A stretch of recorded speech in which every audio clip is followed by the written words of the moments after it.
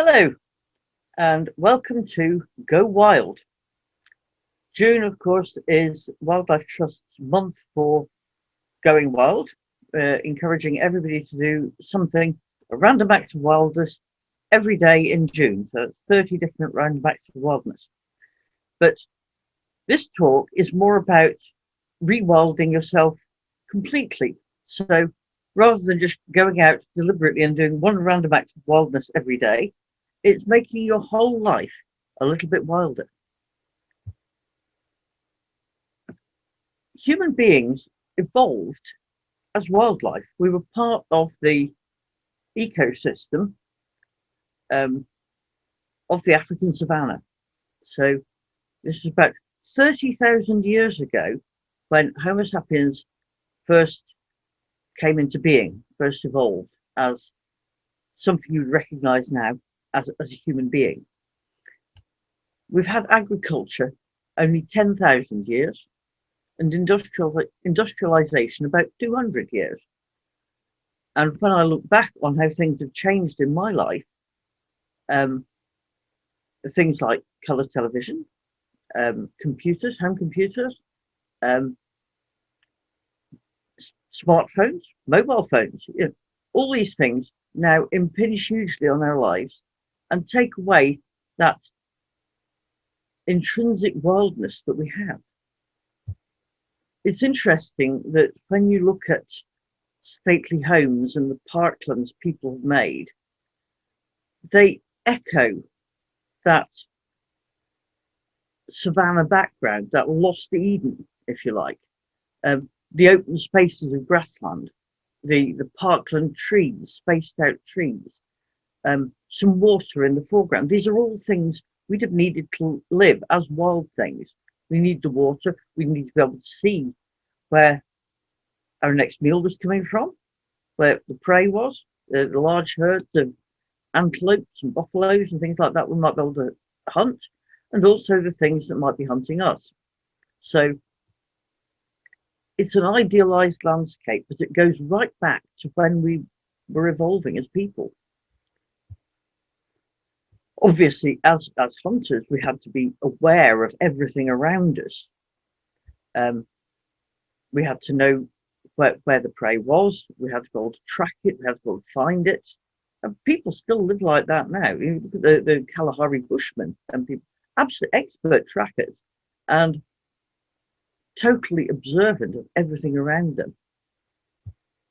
So as we evolved, we became better and better at hunting. We got better tools, we got better weapons, but the awareness has to still be there. Also the awareness that we are ourselves a prey species. And if you think about how we've evolved, we're very much diurnal animals. That's why darkness is associated with bad things. We have two eyes facing forward in the design of primates, because we're very orientated towards what we can see. But the other senses are equally important. And rewilding yourself is partly to do with getting all those senses working. And starting with vision, because that's really our primary sense. We're designed to be in daylight, to see in daylight rather than in dark. And we actually have quite a big range of vision, but most of us have started to ignore it. And it's partly to do with spending far too much time focused on a screen, and whether that's your computer for work or pleasure, your phone screen, the television screen, all these things. And we're looking with our central vision. Peripheral vision is incredibly important if you're hunting for things. It's also important in our day-to-day life. I mean, if you think how you avoid people in a big crowd, how you stop yourself barging into them, and more so now that we've had the COVID experience and the 2 meters distancing, we space ourselves by peripheral vision. But just as an experiment, you can see just how much range you have. If you put your hands up like you were surrendering and about level with your ears somewhere, it's surprising how much you can see of your hands just while you're still looking forward, especially if you move them. And it's the same above your head and below, down towards your waist. Movement is incredibly visible in your peripheral vision. So you might not see something that's stationary, but if you move it a bit, you can see it. It stops things creeping up on you. Basically, if you don't want to be eaten, you have to be aware that there might be something creeping up on you. A lot of prey species, things like horses, have their eyes at the side of their head, so they can actually see almost all around them. We don't, because we need that focused binocular vision, so that when we were the primates we evolved from, when they were swinging from trees and things, had to be able to judge distance and have an accurate picture of what was happening in front of them, which is what your central vision is doing. Interestingly enough, peripheral vision has a fast track to your brain, and the pathways go about 25% faster than from your central vision. So you'd be aware of things. You might not know what they are exactly, but you're aware of something and you can turn to look at it. So learning to use your peripheral vision brings you back to a state of wildness, and it's a great way for spotting wildlife. If you see a moving shadow over there or up here, you could, you see something like goes over your head, and you're aware of something up there, stop and look, because you never know, it might be something really exciting. If you see a little shadow down on the floor, it could just be a shadow, it could be a stoat or a slow worm or any of these things that you would love to see, but if you don't focus on what your peripheral vision is telling you, you'll miss them. So practice paying attention to what is in the corner of your eye, the tail of your eye. You never know what you might see. Something like this is a wonderful poplar hawk moth, absolutely fabulous creature, but you might just see the movement of a wing, something right in the outside of your vision. You might see something. These are the silky webs that ermine moths make when they're caterpillars, and you see a little movement in it and focus on it, and there's the caterpillar. So it's all taking notice of what your subconscious vision is telling you. Your ears are very important too. We feel sorry for somebody that's lost their hearing, but we ignore so much of it, partly because we live in such a busy environment. There's noise going on all around us, and you ignore it. Particularly, if you live on a busy road, you stop noticing the sound of it. If you live under a flight path, you stop noticing the noise of the jets. In the supermarket and restaurants, and we've got this tinned music. There's a wallpaper music. You're not meant to notice it. It's just to stop there being silence. There's nothing wrong with silence.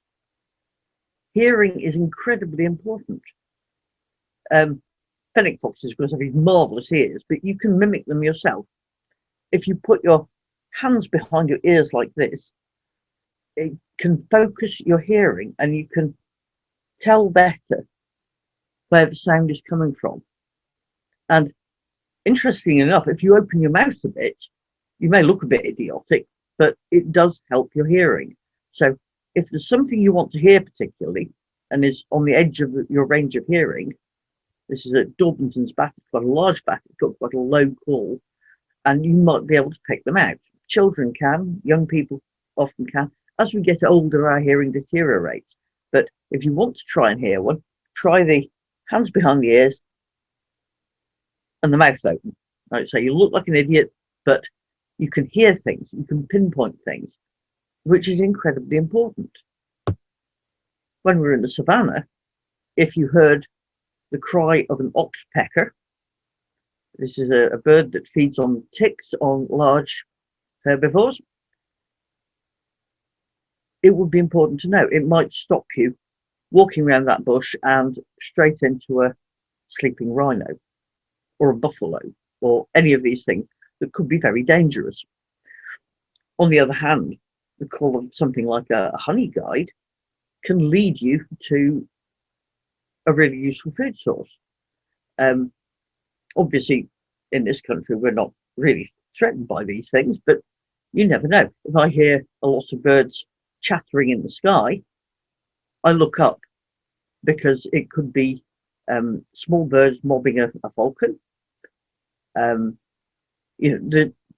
It's an indication of something interesting to see.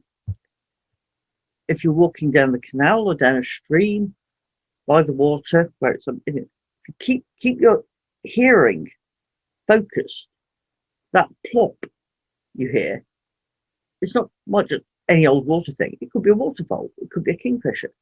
So attune your hearing, listen out for things. And for heaven's sake, when you go out for your exercise, your nice walk in the countryside, don't put the earbuds in.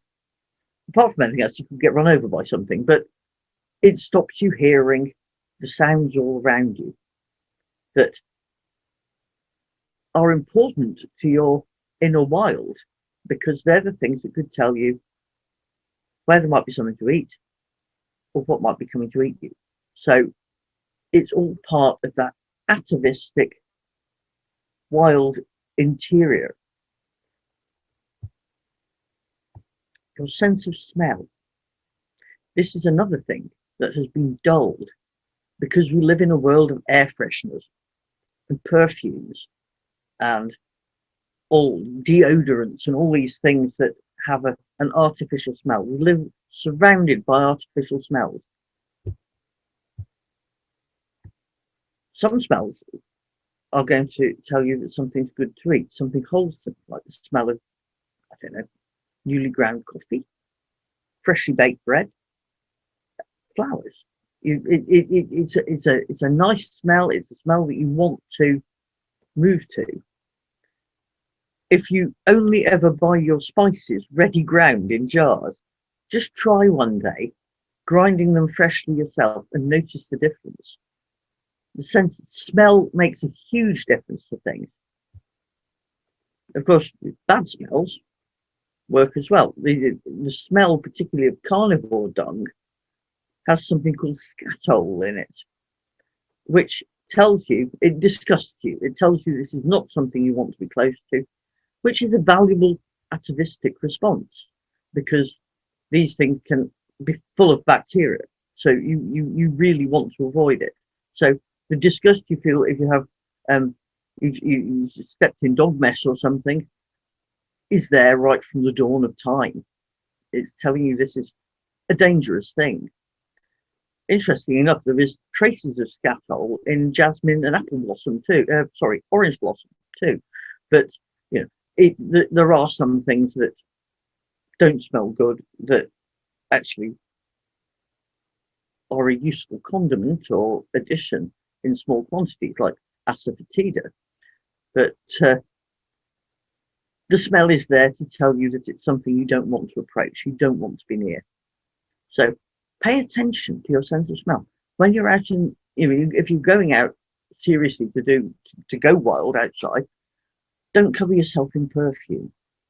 Try to get away from the artificial smell, even if it's laundry freshener on your clothes, because it masks you to the natural smells. The smell of something like, where that you're by the seaside just by the smell of it. When you're sort of hay meadows and things, the smell of those. Smell can really focus where you are. So use it. Let it into your life. Don't mask it with a lot of other things. Sense of feel is another one we don't use enough. If you think children do, children touch everything. They pick things up. They feel them. They want to know how. When you're shopping, if you like a piece of pottery or something, you pick it up, see if it's heavy, if it feels good in your hand. It's important ways of finding things out. But don't look at the natural world and say, oh, I'm not going to touch that. It might be dirty, or it might bite me, or it might sting me. The sense of feel is going to tell you a lot about something. Except children play with it all the time. The feel of dead leaves. Personally, I rather like the feel of worms as well. But there we go. The feel of dead leaves is wonderful. An insect crawling across your hand, feeling its little tiny little feet on your hand. It's a brilliant thing. The feel of a cat's coat or feathers on something. You absolutely basic to our natural reaction to the environment, how it feels, the feel of the breezes on you, the feel of water on your feet, paddling, sand under your toes. Go barefoot, expose yourself to feeling, just touch things. When you see new leaves on the beech trees, feel them. They've got lovely, soft, slightly furry feel, and it's like you're feeling spring. But we're so desensitized to the outdoor stuff. You hear people telling each other, don't touch, don't touch. It's not going to kill you. Even if you sting your fingers on the nettle, it's not going to kill you. And it's there for a reason. It's a way we learn. And experiencing it all, even if you do it over and over again, is really worthwhile. So go out and feel things. Close your eyes and feel the flower beds. Taste. When did you taste something wild last? There's loads of stuff out there to eat, and there's very little that's poisonous. So it's easy to learn things that are going to kill you if there's actually quite a limited number of dangerously poisonous plants in this country. Personally, I have munched my way through the hedgerows and nibbled my way through meadows all my life, and I haven't killed myself yet. I haven't poisoned myself. I haven't suffered from anything being dirty. Depends how adventurous you're feeling. It's very easy to find out a few easily identified herbs and plants that grow wild, and just focus on those and just have a nibble of them. Have a taste a bit of wild. It's really good way of getting in touch with nature all around you. Food is available all around us. Otherwise, we'd never have survived. Farming, remember, only 10,000 years ago. Before then, we were all eating wild food. So taste the wild. Taste it on your tongue. Taste the wind. Taste the rain. Even the snow, hailstones, anything like that. Have the feeling of it. Let the wild in. You can start off just by being wild in your garden. There's lots and lots of wild things in everybody's gardens or in the park, and it's all right. Stop and look at it. Don't just go, oh, well, it's butterflies. Stop and look at them. Look at the colours, look at the differences.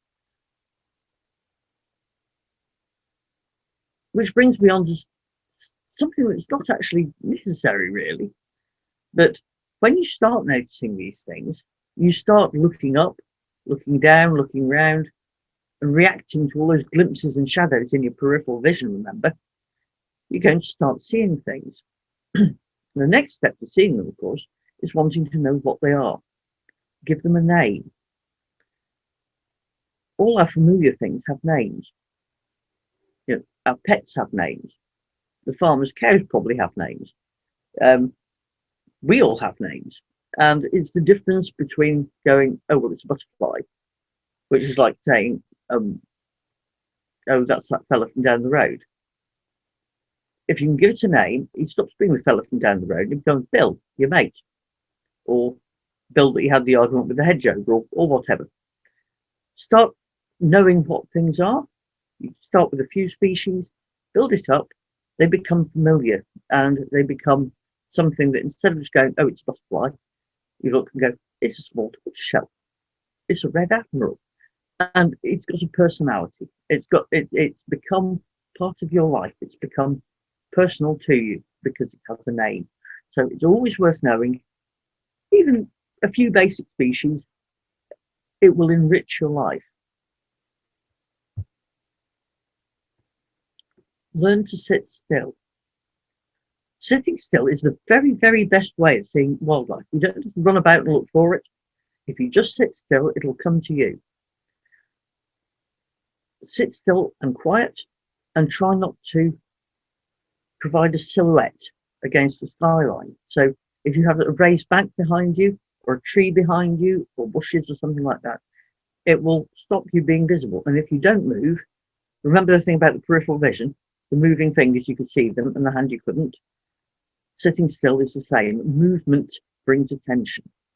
So if you can sit still and sit quiet in a comfortable place, wildlife will come to you. It's amazing what you'll see. Doesn't matter where you sit. Lovely viewpoint here. If you're high up, you can look down on things, you can see it, and you won't be visible to anything at ground level. Unusual sort of situation to find in the wild. Usually the bottom of a tree is quite a good place. Or sit and look up. It's a lot of things going on over your head. Remember the peripheral vision up here as well. Shadow passing across you. Movements up here. Look up as well. Learn to move like a wild thing. If you move quietly, you'll feel like you're part of the environment. So if you tread carefully, look where you're putting me. Don't stand on broken sticks and things, and stop to look. So if you see something you want to look at more carefully, stop, stay still, and then look at it. Move like a wild thing. Move like other wild things if you want. You could try snorkeling, move like fish, canoeing, move like swan. Anything that will bring you into a contact with nature by the way you're moving. And camouflage is quite interesting as well. I mean, this is not a determined camouflage.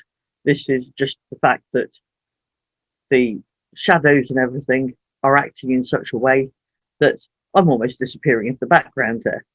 And this was just sitting still exercise, and it worked very well. I was very comfortable, and all sorts of things started happening. So just practice being still, sitting still outside in nature, and wait for what comes to you. Much easier than running after it. Being prepared for the weather is incredibly important. We all know what the British climate's like. And even if it's pouring down, if you've got decent weatherproof clothing, you'll be quite happy and quite comfortable outside. This was an absolutely pouring wet day at Knapdale in Argyll, where they have the beaver introduction program going on. And I was absolutely soaked, but decent coat, waterproof trousers, and I was perfectly comfortable and quite happy to be out in it. So don't let the weather drive you in. Just make sure you've got clothes that'll deal with it.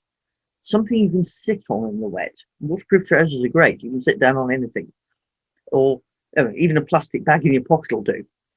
Just so you can sit comfortably, you can move comfortably, and when you get home, you can dry off and you'll be absolutely fine. But there is no excuse of going out, not going out because the weather's bad. No such thing as bad weather, just inadequate clothing. So get yourself some good waterproofs and get out there, and you'll discover that you can actually really enjoy walking in the rain. The feeling of it is marvellous.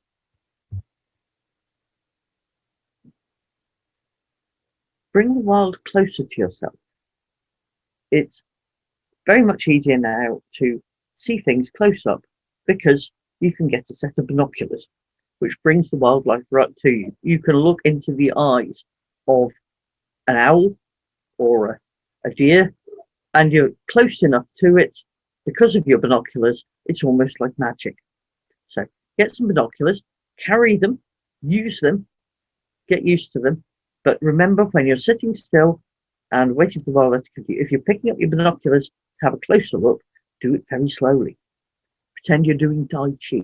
Lift them very, very gradually.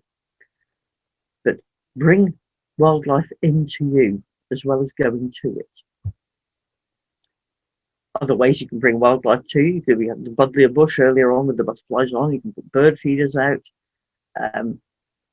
If you get really into it, into particular species, you can attract moths. You can even all sorts of things you can do, and they'll all bring you closer to wildlife and you a bit closer to being wild, because it's more things you can relate to. You've been near them. You've noticed them. You've watched them, and they have become a little part of your life. Plenty of places you can get very close to wildlife, well, not actually entirely wild. This is at a falconry centre, and you can actually have an eagle owl sitting on you, which was a most remarkable experience. They're not nearly as heavy as they look, and being so close to what is essentially a wild creature is absolutely amazing. It doesn't cost that much, and it's a great way of getting in touch with it. And if I see a wild one now, I know the feeling of one on my arm. I can remember the weight of it. So all these sort of things. I mean, you're never going to get a wild one to sit on you. So it's a great way to experience it. Going out and looking at things, going where the wild things are, is important. But do remember, it's not a zoo. You're not guaranteeing to see any particular one thing, but putting yourself in a place where you might see it is a wonderful experience, even if you don't see it. It's just being in the space that it exists in. I've been in the place where there might be orcas, or there might be pine martens or whatever. Even if you don't see it, it still brings you to the wild a bit. You've breathed the same air as pine marten. You've seen where it's been. Maybe you've seen footprints or scats or whatever. You know it's there. You know it walked along the path in front of where you're walking, maybe a couple of hours ago, and it brings you close to it. You can feel a little bond, a little bond with the wildness. I'm walking where a wild thing walked.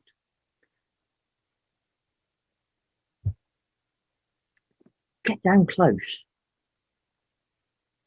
There's no point admiring some of these things from a distance. Get close and have a really good look at them. Admire them for what they are, little things of beauty. And don't worry about getting your knees dirty.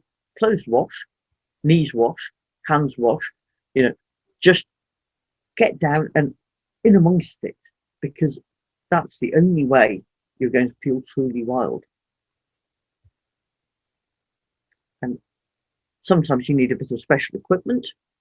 If you're going, if you want to have close look at butterflies, take a net, take a bug pot so you can have a good look at them. Be prepared for what you're looking for. Binoculars, telescope, these sort of things. But if you haven't got the things, don't let it put you off, because you can still see plenty without special equipment, without even binoculars. Take a walk through a meadow, you'll see loads of butterflies, and if you go carefully and quietly, they'll settle on a flower. You can have a really good look at it without anything to help you, and that's being properly wild. You haven't relied on anything to bring it to you, and you'll discover that it's not the same as seeing it on the television at all. You get all these programs about the underwater world and the coral reef and things, but the moment that you actually put on a snorkel and even look in a rock pool, you go, wow, that is amazing. In this country, you're thinking, well, No, that can't possibly exist here. That's going to be somewhere tropical, or beautiful things that just needs that little bit of attention, that little bit of looking for it. Knowing where to go, perhaps. There's plenty of guidebooks, plenty of stuff on the internet about it. But go out and look and notice. And finally, don't forget play. Do something silly. Playing is how young creatures, young people, learn about the world. If you want to learn more about the world, keep on playing. Do something silly. Don't think about what you're going to look like. Just do it. And it's incredible the sense of release you get from it, the sense of wildness you get from it. Just go out and do something daft. But by doing silly things, you learn about the world around you. And like I say, it's something that young creatures do all the time, but you never stop doing it. You never stop learning about what's going on, what's around you. So go out and play. Have a good time. Feel the outdoors. So go on. Let's all go wild. Start off with the 30 days wild, the one random act of wildness a day, but let it into your life so every aspect of your life becomes just that bit wilder. So one of your 30 days wild things might be like, oh, I'm going to go bird watching. I've never been bird watching before, or something like that. So you go somewhere it's a bird watching place. You go to Wood Lane or somewhere. You go somewhere that there's a hide. You go and do some bird watching. But gradually, as you let the wild into you, you don't go bird watching. You just are bird watching. You notice birds wherever you are. So instead of making it a special thing, a special trip to do something, the wildness has come to you. And finally, make a difference. Go wild today.